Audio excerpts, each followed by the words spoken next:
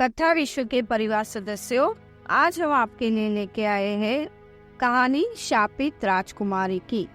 एक बार की बात है, सूरज कुमार नाम का एक राजकुमार रहता था। सूरज कुमार के पिता बहुत बीमार हुए। एक दिन उसने अपने बेटे को अपने बिस्तर के पास बुलाया और कहा, बेटे, मैं हर दिन कमजोर होता जा रहा हूँ, इसीलिए मुझे लगता है कि अब समय आ गया कि मैं तुम्हें यह दे दी। और ऐसा कहकर उन्होंने उसे एक सिंह दिया।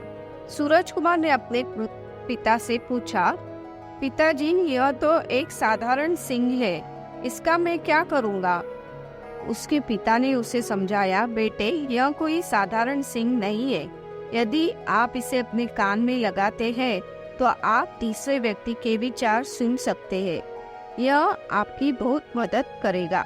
कुछ दिनों बाद सूरज कुमार के पिता की मृत्यु हो गई। सूरज कुमार ने मन ही मन सोचा, यहाँ मेरे लिए और कुछ नहीं है।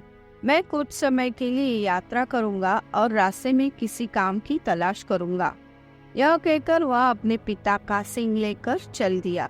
कई दिनों की यात्रा के बाद वह आखिरकार एक महल में पहुँचा। वहाँ उसकी मुलाकात महल के मालिक से हुई, जो लंबे बालों वाला एक विशालकाय व्यक्ति था।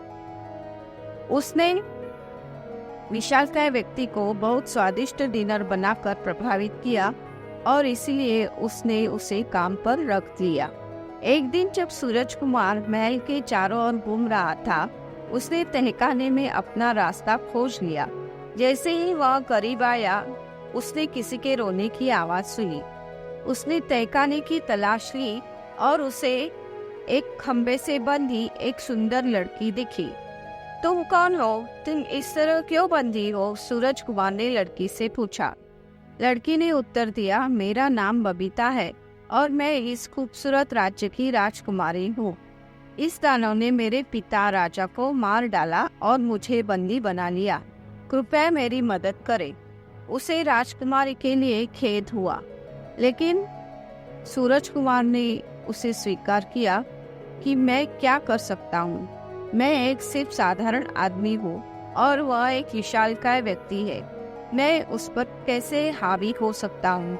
सूरज कुमार बहुत दुखी था, क्योंकि उसे राजकुमारी की मदद करने का कोई रास्ता नहीं मिल रहा था। एक दिन उसने फैसला किया, मेरे पास खोने के लिए तो कुछ नहीं है। मुझे मेरे पिता ने जो सिंह दिया है उसका उपयोग करना चाहिए। क्या मैं दानव के विचारों को सुन सकता हूँ इस सिंह से? जैसे ही उसने अपने कानों में सिंह लगाया, उसने विशालकाय व्यक्ति को यह सोचते हुए सुना, मुझे लगता है कि रसोइयों को राजकुमारी के बारे में पता चल गया है। कल मैं उसे नाश्ते में खाऊंगा। तब तक मुझे यह सुनिश्चित करना होगा कि वह नहीं जानता कि मेरी ताकत का राज मेरे बालों में है। सूरज कुमार को यह जानकर प्रसन्नता हुई कि विशालकाय व्यक्ति अपने लंबे बालों के बिना उसका कुछ नहीं बिगाड़ पाएगा। इसलिए रात को जब वह विशालकाय व्यक्ति सो गया, उसके बेडरूम में घुस गया और सोते समय उसने उसके बाल काट दिए।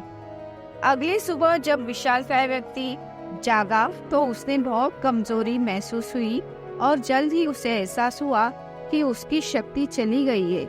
यह जानते हुए कि सूरज कुमार अब उसे आसानी से हरा सकेगा, कमजोर विशालकाय व्यक्ति ने अपना सामान इकट्ठा किया और वो महल से भाग गया।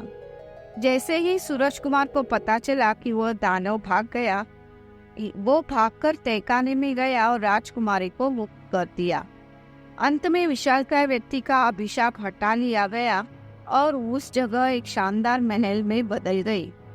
जल्दी ही सूरज कुमार ने राजकुमारी से विवाह किया और उस राज्य का राजा बना।